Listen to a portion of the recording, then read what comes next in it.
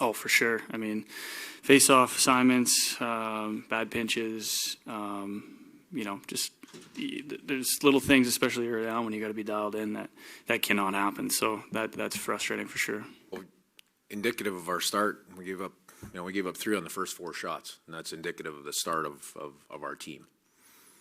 There's a fine line between trying to push back and finding a way to win, and a fine line between giving yourself a chance still. You can't make mistakes like that against a good team. They're just going to capitalize. Well, we'll go to work, and we'll go to work, and we'll work hard in practice, and turn the page, by doing it that way.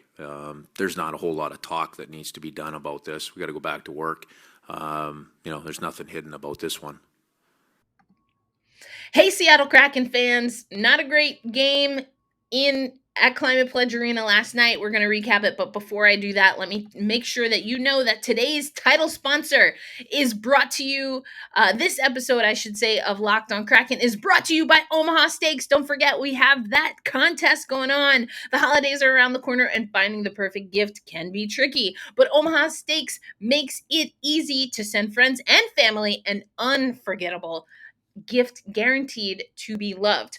Go to omahasteaks.com and enter NHL into the search bar in order to find the perfect gift package. We'll talk about it coming up on the show, but thank you as always for making Locked On Kraken your first listen of the day. I am your host, Erica Lindsay Ayala. Here's where you can find me. And we always appreciate it if you also follow the show at Locked On Kraken. And if you're watching on YouTube, hit us up in the comments. We have a good time in the comments, always a good time. But you heard from Jordan Eberle. You heard from Dave Hakstol. I don't know that there's much else to say, but I'll sure try.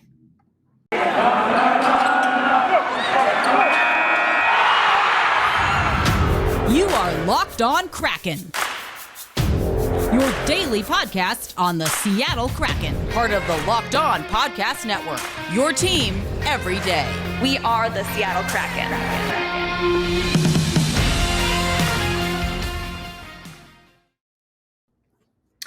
Well, Seattle Kraken fans, you heard from Jordan Eberle. You heard from Dave Hakstol. I'm not sure how much there is to say after the 6-1 loss to the Pittsburgh Penguins last night.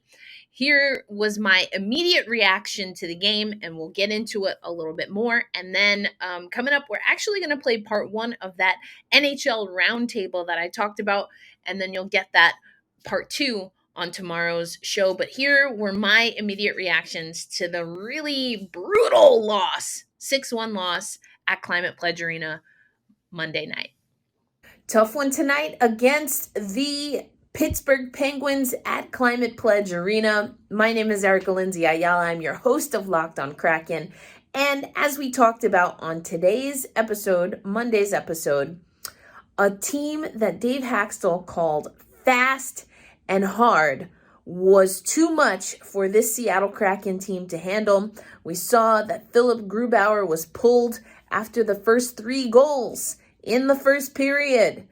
Joey Decord went the rest of the way. It was Jordan Eberle, coming back to the lineup after getting over a little bit of an injury, scores the lone goal for the Seattle Kraken. Not a great game. We'll break it down more on Tuesday's episode of Locked On Kraken. So I talked about it on Monday's show, talked about it in my post-game notes. Dave Hakstol saying that the Pittsburgh Penguins were a fast and hard team was difficult to hear as a Kraken fan and as someone covering the Kraken, because I don't know that even as the Seattle Kraken have been improving, that fast and hard is the type of team that they're going to meet success up against. Now, they've played Edmonton, Carolina, Colorado, the Golden Knights, but this Pittsburgh team, different. And we saw that in the first 5 minutes of the game. Philipp Grubauer saw 5 shots. He stopped 1 out of the 5 shots for a .250 save percentage in the first 5 minutes of the game. Brutal. The first one, a little bit of a fluky goal. He got a little bit surprised. And then everything else after that was just the Penguins attacking with speed and with grit. And that's what Dave Hakstol talked about. And the disappointment that you're hearing is partially, if I had to guess, because the Kraken haven't figured out how to play that style of hockey. I don't think they're built for it. So that's one thing. If it's not in your repertoire, it's just not in your repertoire. But the Seattle Kraken didn't even do the things that they are good at or that they've been getting better at. So I talked about Grubauer's numbers. I did like Joey Daccord. He's a lot more aggressive, young goaltender. You heard Dave Hakstol talk about him. But I like that he's communicating. I like that, he's getting up into the play, making passes, moving the puck. There were things that Joey was doing that other players at the time on the Seattle Kraken were not doing. And that's your backup goaltender that was recalled from the AHL. But he was focused, he was energetic, and he was doing what he could do within the game. Seattle hasn't figured out how to play this kind of hockey.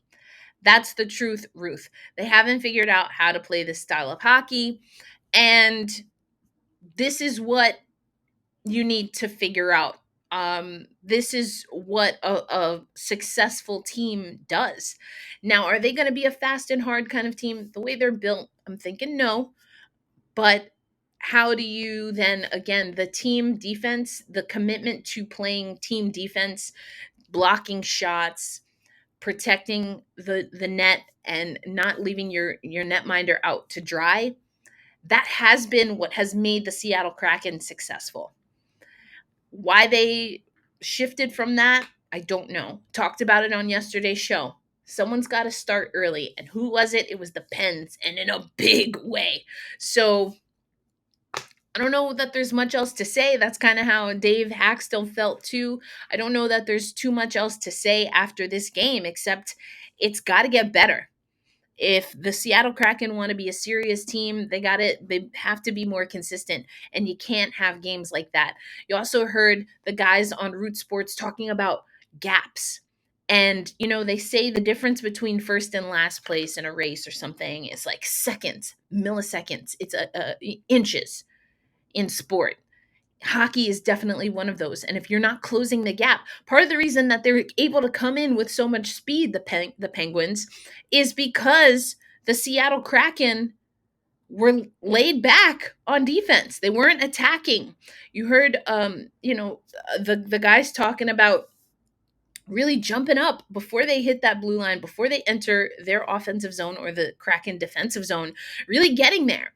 Also, blown assignments on the faceoff, knowing where you got to go, body to body, stick to stick. Seattle, for whatever reason, they just weren't focused. It just seems like a focus issue because there's more talent on this team than what they displayed Monday night. And that's the frustrating part. If you're going to get beat 6-1 by a team that has Stanley Cups, that has a generational talent like Sidney Crosby, that's one thing. But to not play your game is heartbreaking. It's disappointing. It's unacceptable. And that's what you heard Dave Hakstol, and that's what you heard Jordan Eberle talk about. So, yeah, I don't know that there's much else that we can say. So, coming up next on Locked On Kraken, I'm actually going to play the first part of the roundtable that I talked about on yesterday's show. I played a little bit of a snippet there, but Locked On Presents is an opportunity for us at the Locked On Podcast Network to have deeper, impactful conversations that maybe go a little bit outside of the lines of the sports that we cover. And so for the National Hockey League and Locked On NHL, what that meant was talking about toxic hockey culture. Obviously, as it relates to what's happening with the Chicago Blackhawks team, but also other opportunities to unfortunately talk about some of the discretions that are happening in the sport, not just in the NHL, and then try to have a conversation about how to move forward. I mentioned I think I mentioned it yesterday on yesterday's show and probably on Friday as well, but tomorrow you might notice this is my old backdrop, but I will be heading back to my place in the Midwest. So you're going to get part 1 on today's episode, part 2 on Wednesday. I wanted to play this part 1 and part 2, and you can watch the full thing over at the Locked On NHL show. I'll leave that up here for you. It's the card. You can click that at any time while it's up there, but then also in the show notes if you want to watch the full thing all together.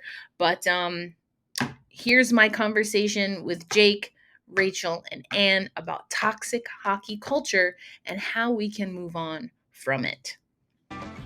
Hello and welcome to a special edition of Locked On Presents. I am joined by a few hosts from Locked On NHL, and we are here to talk roundtable style about hockey's toxic culture. My name is Erica Lindsay Ayala. I am the host of Locked On Kraken. I am joined by Ann, Rachel, and Jay.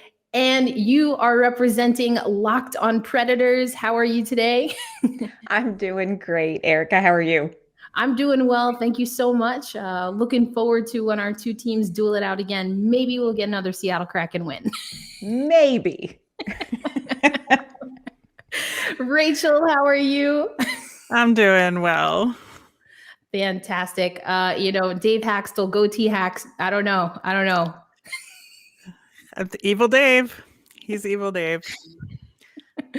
And Jay, it's good to see you again, Jay Foster. We have talked plenty of time, including about inclusion in hockey. So always glad to have you here. And we'll see what the fate has in store for the Kraken versus the Blue Jackets next go round. Yeah, maybe it's your turn to win in overtime. Here's hoping. We need all the wins we can get. But again, joined by some hosts here, we are going to talk about a pretty heavy topic. Wanted to start off just first seeing how everyone's doing a check-in. But Rachel, you are going to take us through a timeline of events. We are going to be talking, just a trigger warning, about the events happening around the Chicago Blackhawks organization in particular. So Rachel Donner of Locked On Flyers, going to have you get us started. Sure. So in May, a former NHL player who was then known as John Doe 1, we now know is Kyle Beach. He sued the Blackhawks for negligence related to incidents where he claims he was sexually assaulted by a video coach for the team at the time, Brad Aldrich. And Kyle said it was a non-consensual circumstance, and Aldrich denies that to this day. Then in June, a person who was a high school student at the time in 2010 sued the Blackhawks related to Brad Aldrich because he was assaulted by Brad Aldrich later on, and Aldrich had gotten the job indirectly through a recommendation that the Blackhawks had written for him. Later in June, according to TSN and confirmed by then Blackhawks skills coach Paul Vincent, it was confirmed that a meeting had in fact taken place after Kyle Beach had reported the incident. That included Paul Vincent, then GM Stan Bowman, team president John McDonough, VP of hockey operations Al McIsaac, Kevin Cheveldayoff, and mental skills coach as well, to discuss the allegations. It was in the midst of the playoffs, and that Paul Vincent had suggested that they go to the police at the time, and that was not followed up on. The team was pressured into conducting an independent investigation after their quote-unquote internal investigation turned up no wrongdoing, as is the case often with internal investigations. And then the results of that investigation by an external law firm were released in the last week of October of this year that basically implicated everybody in that group meeting, saying that they ultimately decided that the playoffs were more important than dealing with this incident in the moment, and that they would kind of table it until after everything was over. But then they basically didn't do anything, and they let Aldrich walk away, and his name was etched on the Stanley Cup. And it was looking real bad for the people in that meeting. And then sort of as a result, after the report came out, there were some resignations that came from it. So Stan Bowman and Al McIsaac were kind of forced out with the Blackhawks. And then Joel Quenneville, who was also in that meeting and was the coach of the Blackhawks at the time, was forced to resign as head coach of the Florida Panthers. We're going to get back to the roundtable in just a moment. But right now, a reminder that we have our Omaha Steaks. Where's the beef? We have the Omaha Steaks challenge that we have going on. We want to make sure that the Seattle Kraken fan base and listenership is buying up these steaks, because they're giving away a box of meat at the end.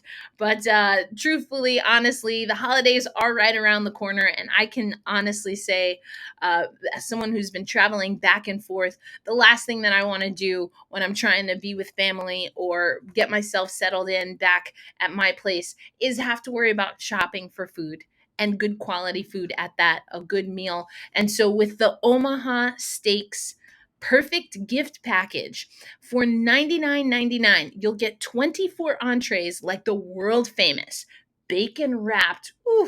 I can just taste it. The bacon wrapped filet mignon, chicken breasts, sides, and desserts. And there's even more. They're not even giving you all of it's just a little tease. There's even more that comes in that perfect gift package for you. When you use promo code NHL, you'll also get an additional 8 Omaha Steak burgers for free. That's amazing. So you can fill up your fridge, whatever you got going on, just thaw out some meat and have a meal. I love that. I can't wait to get my Omaha Steaks. And we know about shortages and shipping and all of that. All the more reason why it's time right now. Go ahead and just pause this. If you're listening or if you're watching, just go ahead and pause this and go to omahasteaks.com and type in NHL, and that's how you will find the perfect gift package. Achieving gifting greatness with Omaha Steaks. Incredible flavor, incredible value, and 100% guaranteed. So don't forget, head to omahasteaks.com and use keyword NHL. I mean, that's a lot. So many things. And you mentioned the report, and I just want to make sure everyone knows what we're talking about. But Jenner and Block put out a report in October of this year, the report to the Chicago Blackhawks hockey team regarding the organization's response to allegations of sexual misconduct by a former coach. And as you mentioned, John Doe 1, we should say, is now we know Kyle Beach, but there was also much younger John Doe whose mother has been outspoken in the media, who also had been abused and assaulted and by Brad Aldrich. And so, Anne, I wanted to have you chime in for a moment here, because I know that in some of the conversations that we as hosts of as part of the Locked On Network have had, we've all shared our different experiences and reactions to what was happening. But you shared and opened up that you're a mother. And so hearing John Doe 2 and his mother speak out and some of the things that the family overall has been dealing with seem to resonate with you. And so if you could just maybe share some of that perspective with us and for listeners. Sure. This has been a very difficult story on a number of levels for me personally. There was an interview with Rick Westhead with John Doe 2's mother, and listening to that interview, she shared from her perspective what the experience was like watching her son go through this experience and him coming forward and the after effects of this experience. I'm a mom of 3. I have 2 boys that are 19 and 17, so right around this boy's age. And I really struggled watching that video because there is nothing that you won't do for your children. And as moms, we try to set everything up in our life to protect them and to keep them safe. And we work hard to build trust with people. And this young man went to a party that ended up not having parental supervision where the assault took place. And it's heartbreaking because as a parent, you want to do everything you can to protect your child, and to see them hurt is awful. And then to have to watch them walk through the trauma of an assault like this, that mom is never going to be the same, nor is the victim. So it's been really difficult for me as a parent to hear this story and to realize that there were many opportunities for that young man's safety to be procured had people been proactive and responsible earlier in situations that had obvious red flags. And that's what makes this conversation so difficult in a lot of ways. Again, not just the timeline with Chicago, but then that Aldridge was left that team and was able to be in a situation where he had interaction with John Doe too. And so the responsibility overall is something that I have lots of questions about, including how the NHL, the Chicago Blackhawks, not just in what was reported and what Rachel ran through, but also since the report in October that we have hit on. And so, Jay, I wanted to have you chime in and open up this part of the conversation. So in the report, there were a lot of different ways that the Chicago Blackhawks could have and should have intervened here. But we're also now left to question, where was the NHL in all of this? And since the report and since some of the reporting on the report, we have seen Gary Bettman not only hold a press conference, but even as we're recording this, the Hockey Hall of Fame induction ceremony just happened, and Gary Bettman publicly again made some comments. So Jay, can you keep us or just kind of bring us up to date on how the NHL has responded, and then what are your thoughts about the NHL's responses? And we're going to get back to the roundtable. I know that, again, difficult conversation. You would have heard Rachel already walk through the timeline and Anne share a little bit about what it's like to be a parent, hearing a lot of what's happening in hockey culture. We're going to have a more conversation, but right now I want to tell you about BetOnline.ag. BetOnline has you covered all season, more props, more odds than ever before, and still the #1 spot for all sports action this season. And if you head to the new improved interface and website right now and you use promo code LOCKEDON, you will get a 50% welcome bonus on your first deposit. When you head to betonline.ag.com, you can use your mobile device, you can use your laptop, you can use your desktop, whatever you got. And from basketball, baseball, of course, NHL, and even your favorite Vegas casino games, don't wait to take advantage of all of the offers available in the 2021 season and beyond. BetOnline is the fastest and easiest way to bet on all your favorite sports. BetOnline, where the game starts. Yeah, to begin with, so the Blackhawks were fined $2 million.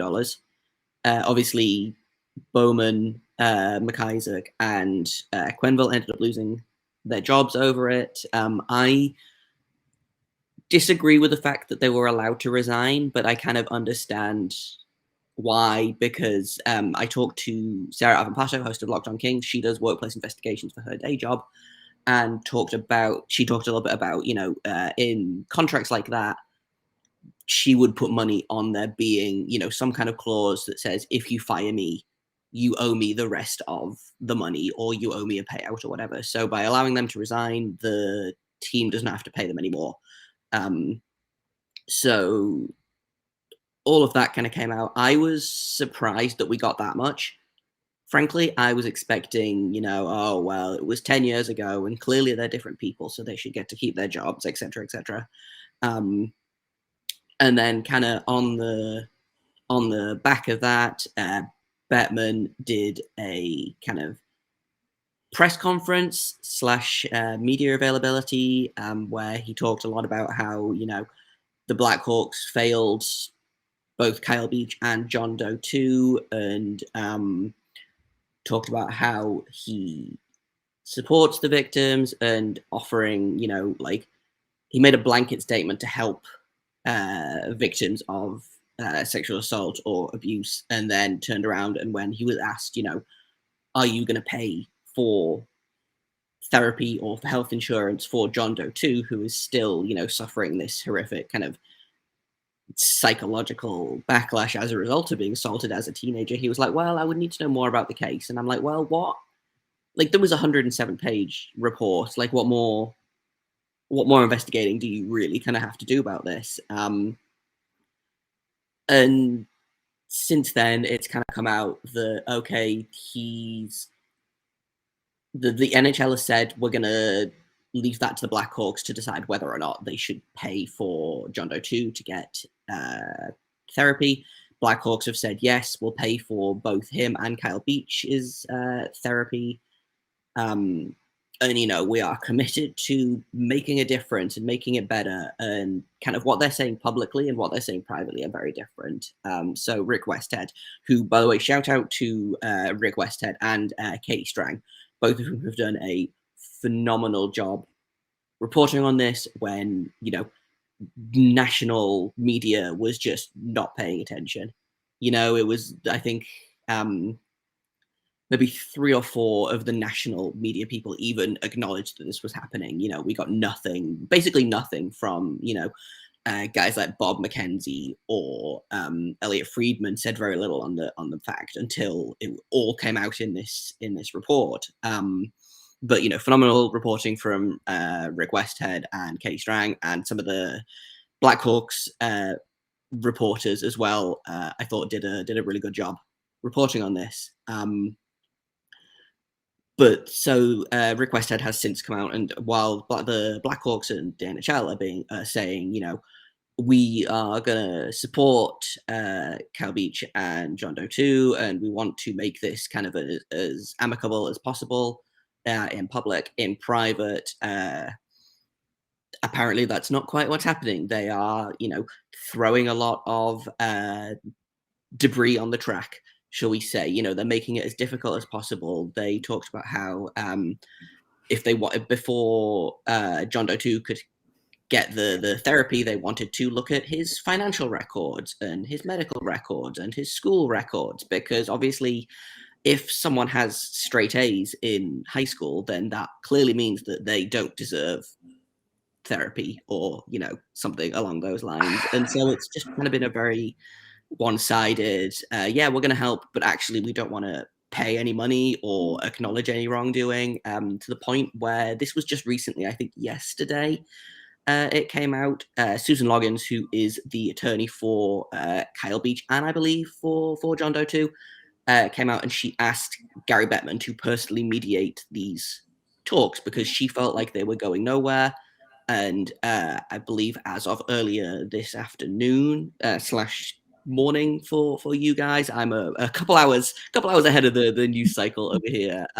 But as of earlier today, it was announced through an employee of the NHL that Gary Bettman, quote, respectfully declines the request to mediate these talks, which kind of feels a little bit like, well, I've done my bit. And I think that is kind of to just kind of wrap up everything I just kind of talked about. The whole thing has been just passing the buck from one person to another. Stan Bowman blamed his bosses. Joel Quenneville blamed his bosses. Kevin Cheveldayoff escaped any kind of punishment or accountability because he was only the assistant GM. and therefore couldn't possibly have any sort of responsibility about this. The Blackhawks have tried to pass the buck to the NHL. The NHL has said, well, no, it's the Blackhawks' fault. The NHLPA has kind of, and I'm sure we'll talk about that in a minute, the NHLPA was like, well, we reported it. We assumed that someone else would do something. And that's kind of been the theme of this whole horrible story has been, well, we assumed someone else would say something. I almost want to use the word unbelievable, but as we're going to talk about and why we've entitled the roundtable as we have, like, this is a toxic culture. I wonder if y'all have any thoughts on the difference of the conversation when it was John Doe and a 107-page report versus Kyle Beach and a 107-page report. Has there been a difference throughout the timeline that Rachel walked us through? Yeah, 100%. And this was, again, I believe it was on the Steve Dangle podcast.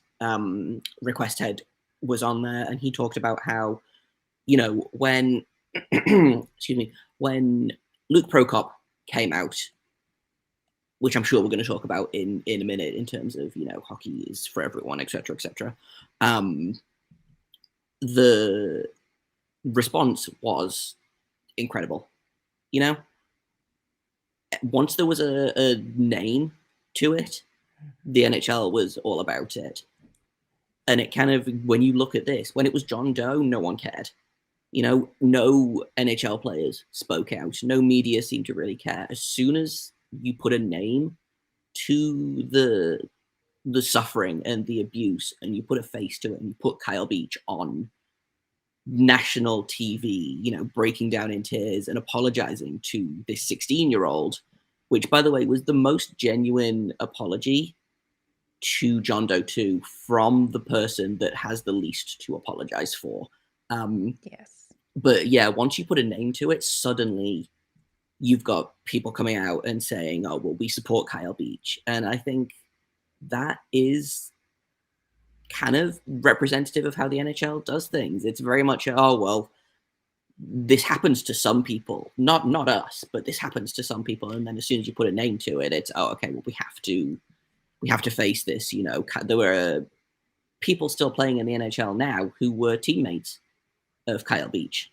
There are people who are working in the broadcast side of things, people who are working in the media who were teammates, friends of Kyle Beach. And I think that's, yeah, like you say, once the name is out there, it's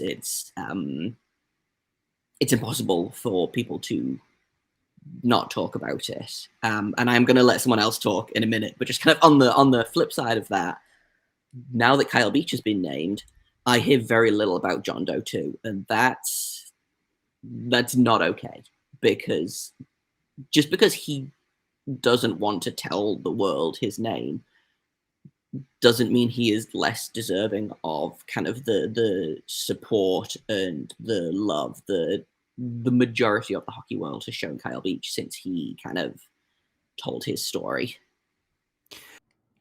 And thank you, as always, for making Locked On Kraken your number one listen of the day. And now that you've heard part one, tomorrow on Wednesday's show, you'll hear part two.